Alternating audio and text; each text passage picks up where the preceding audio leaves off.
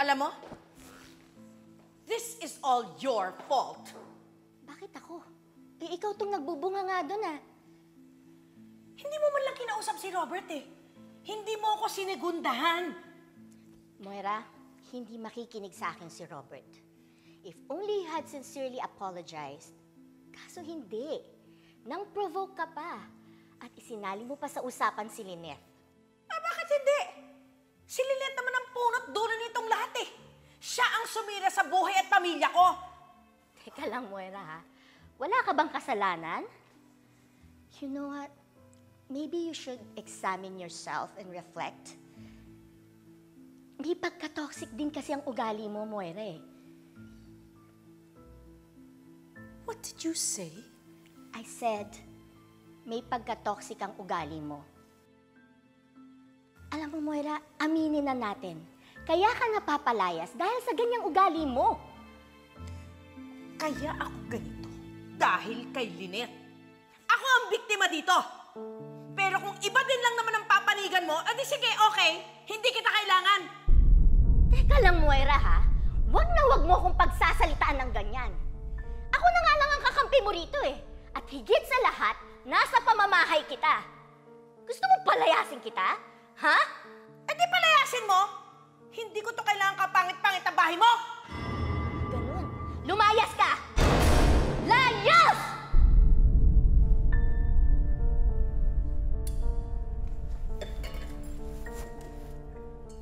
Moira! Ano? Ang pangit ng wig mo! Kamukha mo si Dora!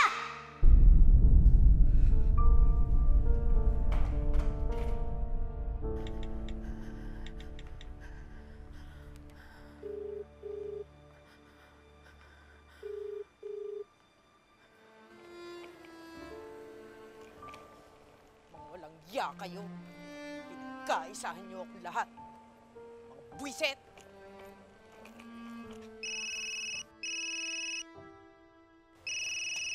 Isa ka pang buwiset ka! Ginawa kong lahat para sa'yo. I protected you. And then yan ang sinukli mo sa akin!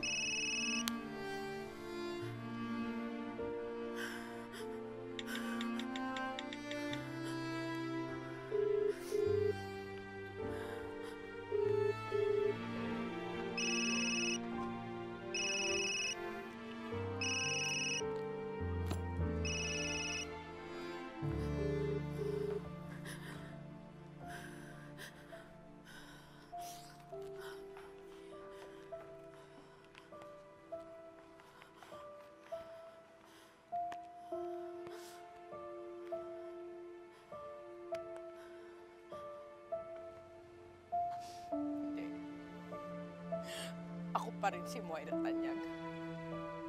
No one can bring me down. Mayaman pa rin ako. Ako pa rin ang may-ari ng Apex. Maghanda kayo lahat sa akin. Makakaganti rin ako sa iyo, Lynette. Aagawin ko lahat sa'yo! Ay! Ay! Sandali! Ano ba? Ano ba? Uy! Ano ba? Akin na yung bag ko! Ano? No! No! Akin yan! Sandali! Ay! Tama na! Amin na yan! Tama na! Akin na yan! Ay!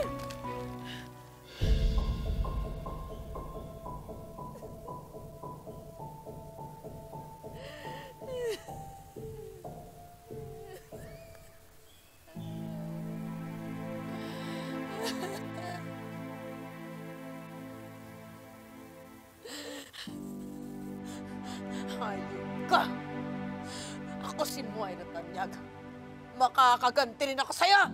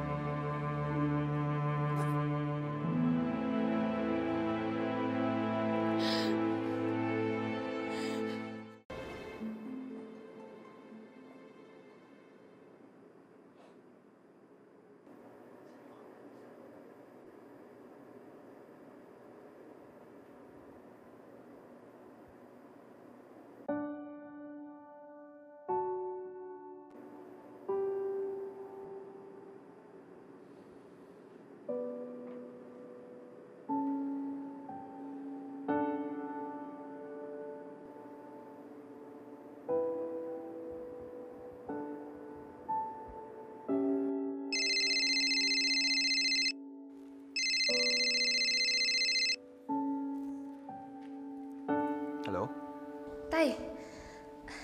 Good morning po, Tay. Kakamustahin lang po sana kita. Kamusta ka po?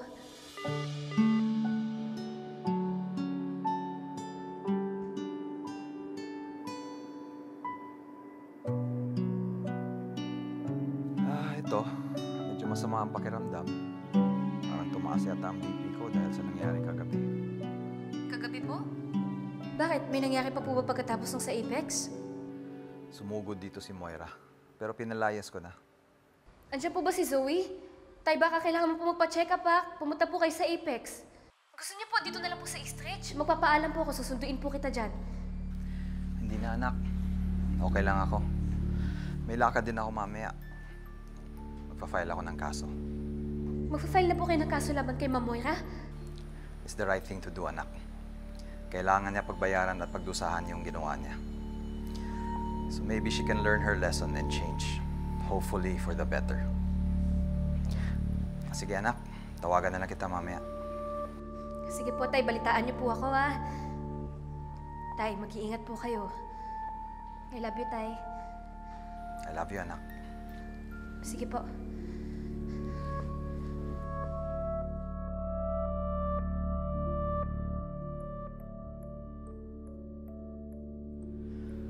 Dad, kakasuhan mo si Mommy? Dad, hindi pa ba enough na napahiya siya? Alam na ng lahat yung ginawa niya. Sirang-siraan na siya, tapos pinalayas mo pa siya dito. Dad, naman hindi pa ba enough yun? Dad, nagawa lang naman niya yun kasi she was hurt. She was angry, she was jealous. Pero Dad, sana naman wag natin siyang iwan. She needs us, she needs our love. Dad, please. Please, wag mo na siyang kasuhan. I'll think about it, Zoe. Pero please, huwag mo nang kausapin ng mami mo. What? Dad, paano kung kailangan niya tayo? Please! Huwag mo nang kausapin ang mami mo. Sige na. Masama ang pakiramdam.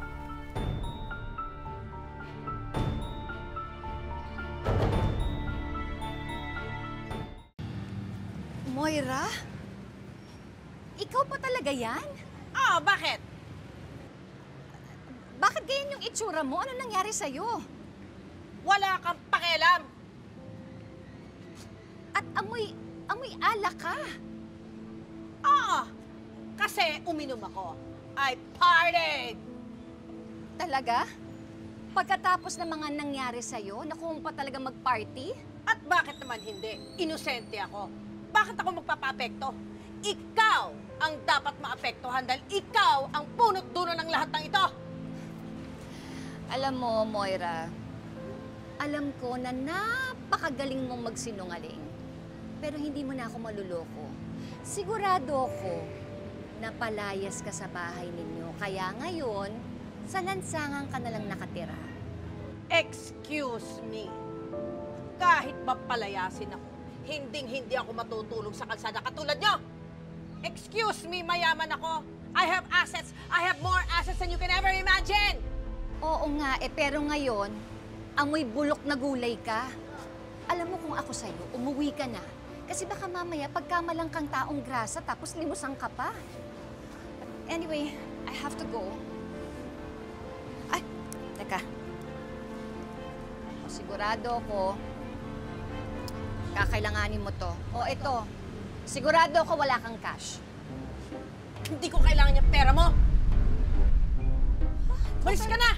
Sama talaga na ugali mo, ikaw na nga itong binibigyan, bahala ka na nga sa buhay mo.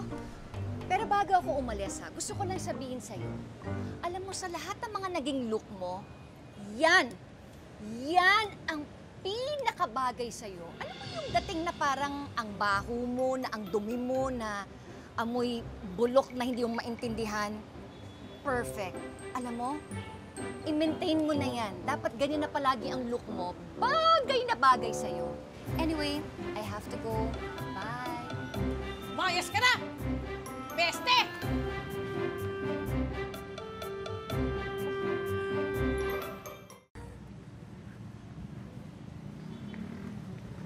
Kuya, dalhin niyo po ako sa M Gourmet Cafe sa J. Pili Avenue po. Oy, oy, oy, oy! Malayo yun. 500. Ano? 500? Ang dumi-dumi mo kaya. Amoy suka ka pa. Lilinisan ko pa tong sasakyan ko pag ikaw yung sumakay. Sige, gawin mo 600. O sige na. Babayaran na lang kita pagdating ko doon. Ay, hindi. Ha? Hindi, may pera ako. Kaya kitang bayaran. Alam ko na yan, scammer ka. Ha? Hindi ako scammer. May pera ako. Kaya kitang bayaran, kuya. Banalize gamin mo. Hoy, hindi ako scammer. Ang yabang-yabang mo. Alam mo naman, ang baho-baho kaya ng taxi mo. He! Anong tinitingin niyo dyan? Alam nyo. God.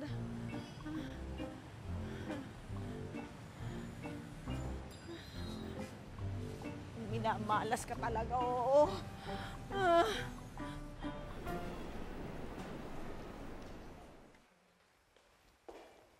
Tay, Anak, kamusta ka po? medyo masama pa rin pakiramdam ko. Sa tingin ko, kailangan ko talaga may mag-alaga sa akin. Huwag ka po mag-alala, alagahan po kita. Upo po muna tayo. Doc, ako na po mag-i-interview kay Doc. Kukuha lang ako ng mga forms, okay? Excuse me po. Tay, alam po ba ni Zoe na pumunta ka po dito? Hindi. At huwag mo muna ipaalam. Bakit po?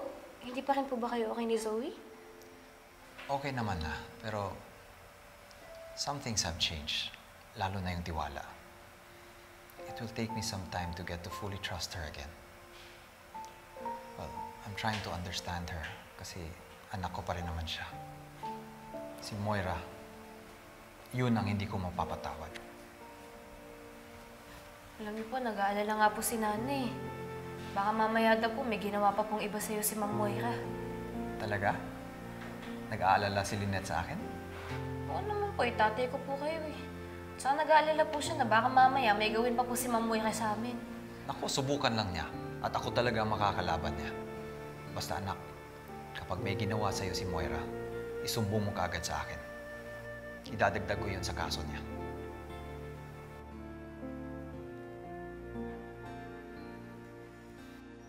Buisit na taxi driver yan. Kala mo naman, ganda-ganda na sasakyan niya. Eh?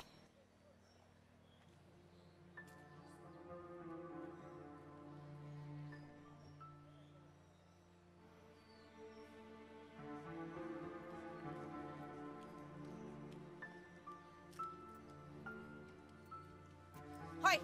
Magsibabaan kayo dyan. Sasakay ako. Baba! Baba! Bakit kami bababa? Hoy. Bakit mo pinababa ang pasahero ko? Adik ka ba? Excuse me, mas mukha ka pang adik eh sa akin.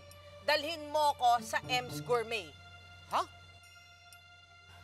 Siyempre, hindi mo alam yung M's Gourmet kasi social na restaurant yon. Nasa J. Pili Avenue yon. Dalhin mo ako doon. J. Pili Avenue? Malayo yun dito. Saka may pambayad ka ba? Wala akong cash ngayon, pero babayaran kita sa restaurant kahit doble pa, Manong. Hoy. Alam ko na yung mga style na yan. Style mo, bulok na yan. Pasalamat ka, mabait ako sa pulubi. Sige, pwede ka sumakay, pero sabit lang. Sabit?